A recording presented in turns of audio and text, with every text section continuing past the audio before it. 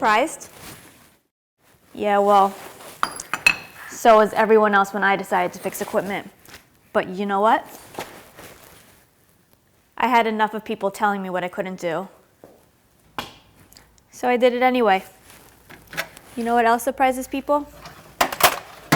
AJAX. When your equipment breaks, they set you up with video chats with master technicians that walk you through the repairs one step at a time. AJAX is the fastest and cheapest way I know to get my equipment back up and running.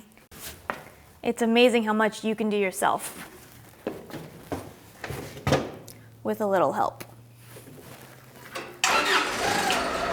I did that. Visit AJAX Repair to learn more.